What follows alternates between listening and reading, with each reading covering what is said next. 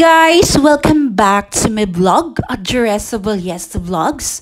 For today's video ay meron tayong mga clients sa salon guys. May nagpapakulay, may nagpapariban. Napakalaki nga namin ngayon na araw dahil ayan, meron 4 na nagpapariban at meron isang nagpapakulay.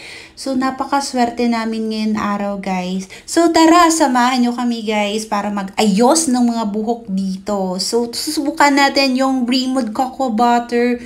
So, meron tayong isang mahaba at manipis nga lang na hair. So, sister yan ni Ma'am Au. At ayan, meron ng isa na binalawan. Si Ate Vil, binalawan na ni Tita Gingy. Tapos, eto, ayan, kumain muna ako guys dahil nagutom na nga ako guys. Tapos, ayan, si Mia nagpa-plancha na sila at si Ate Gingy ay nagbo-blower naman. Salamat nga pala sa nagbigay ng aking food na si Ma'am Emily Juarez. So, ayan, binoblower na natin si Marisa. So, si Marisa ay ating friends at isa rin siyang coach ng isang insurance company and in global coach din siya. So, actually, it's the 3rd time na siya na nagpariban sa atin, guys. Yung hair naman niya ay manipis, yung strand, tapos hindi naman siya ganong kulot, may pagka-wavy lang konti. So, yun nga yung ginamit natin na gamot. Trinay ko yung Bremod Cocoa Butter. At disclaimer lang guys ha. So, this product ay nire-review ko guys kung ano yung magiging difference sa ibang products.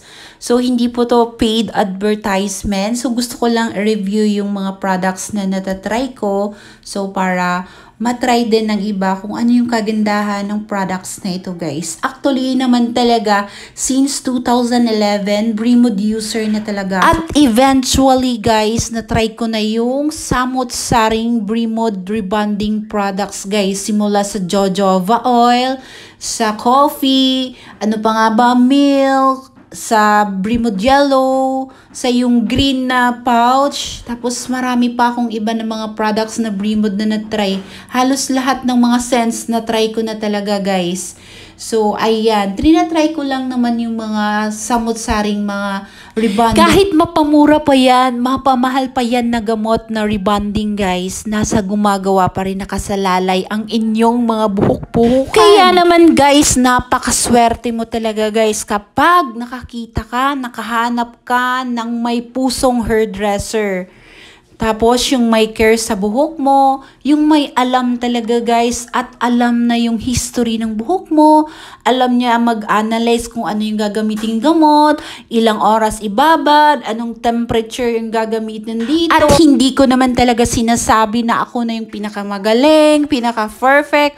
Hoy, meron din akong mga imperfection guys, no? Nagkakaroon din ako ng back jobs, pero hindi ako nakakasunog ng buhok.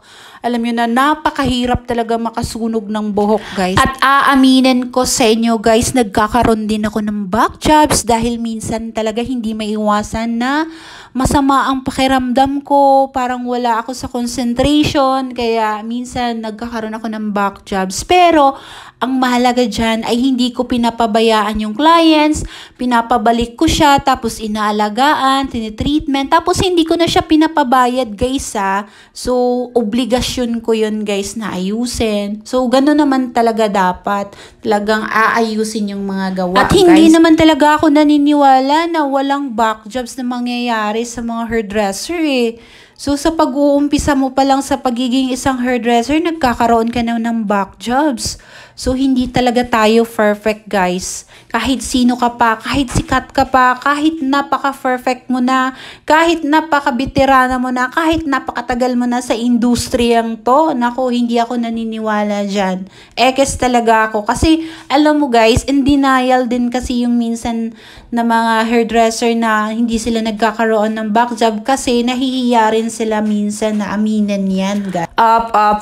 Huwag kayong magagalit, huwag kayong ma-open. Real talk po yan. So, ito na yung mga niririban natin. Sana ba tayo? Kakaka-voice over ko. Hindi ko na maabutan yung mga video na bino-voice over ko kung ano na nga ba. So, ito yung niriband natin, kinulayan natin. So, yung gamit natin dyan gamot ay hindi Bremod. Icon by Handle po yan. So, kinulayan muna, tapos na-ribbon. Ito naman ay virgin hair kanina. Yun yung naging outcome ng kanyang hair, guys. Manipis lang. Ito yung kapatid ni Ma'am na nirecommend niya dito sa atin dahil si Ma'am Au ay dito rin nagpapariban. So, ayan. Manipis lang naman din yung buhok niya at virgin hair. Ayaw nga daw niya magpariban pero sabi ni Ma'am Au ay ayan. Lilibre niya daw si Miss Beta. Charis. So, yan na po yung naging outcome ng kanyang hair. Sobrang shiny at silky at bouncy na yung hair niya. At ito naman yung isa ay nariban natin, guys. Pero, inuna natin ng kulay. So, binagay ko lang din yung kulay sa kanyang skin dahil siya ay isang morena. So, kinulayan muna namin. Tapos, ayan, nariban. So, pinagtulungan na rin namin ni Mama Lai para mabilis matapos. Actually, natapos kami nito, guys, mga alas 3 ng hapon. So, alas 3 ng hapon. Then, pagka-4, marami na silang mga client nagpa-manicure. So, kasi kapag meron niririban, ay hindi sila nagma-manicure at pedicure. So, inuuna muna yung buhok. So, after ribbon, so, yan, nagtatanggap na sila ng manicure. Pero nakakapagod na yan, nagre-ribbon pa at nagma-manicure, hindi ganun kadali, guys. Pero extra income din naman kasi nila, nagma-manicure tapos nagre-ribbon. Kasi naman lahat ng mga staff ko ay marunong mag-ribbon, mag-manicure. So, talagang tinuturuan ko sila, guys, at sinishare ko talaga sa kanila yung mga techniques ko. So, eto na nga, guys, nagupit na rin tayo at may bagong dating na client natin. Nagpagupit siya. So, trinin out ko na yung mga split ends niya, mga dry niya sa dulo. Then, after that ay magpapa-Brazilian blowout si Ma'am. So, pinapili ko siya, guys, kung botox ba sa kanya or Brazilian blowout. So, yung budget niya is pang Brazilian blowout. Paano naman kasi, ayan, yung hair niya talagang dry na sa dulo. So, kailangan na nating i-trim out. At trim na nga natin yung mga dulo-dulo niya. Tinanggal natin yung mga split ends. Ayan, mga old hair niya. Dahil ilang months na rin na hindi siya nagpa-treatment. So, ayan, ginuputan muna natin bago siya iti-treatment. So, nag-slash lang ako dyan at nag-point cutting. So, ginamitan natin siya ng paborito kong gunting ng Bremod. Bremod rin yung gunting ko, guys. Magti 3 years na rin yung gunting ko na yan, guys. At ayan, yung gunting na yan, nagkaroon na yan ng million views. Charis lang. So, ayan, trim out lang natin yung mga dulo-dulo niya, guys. So, tatanggalin natin yan kasi pangit na Bibisita ako, guys! Bibisita ako, guys! Sinong batang ito? Ang baho ng ilok nito, ay? Ang baho ng ilok sa kabila? Anong ilok? Anong ilok?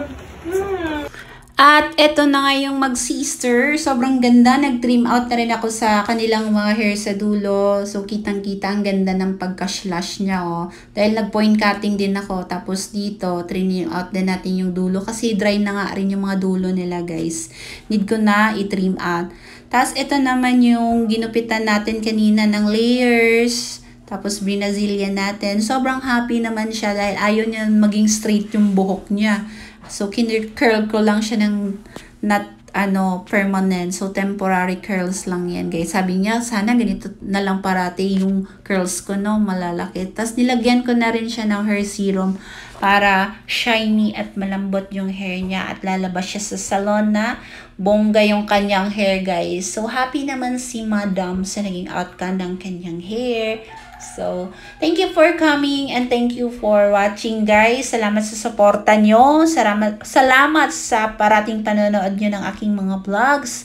Na-enjoy kayo. At syempre, huwag nyo kakalimutan mag-follow, subscribe, like, comment, and share. At manood sa aking YouTube channel and TikTok. Maraming salamat po. God bless you all. Bye-bye!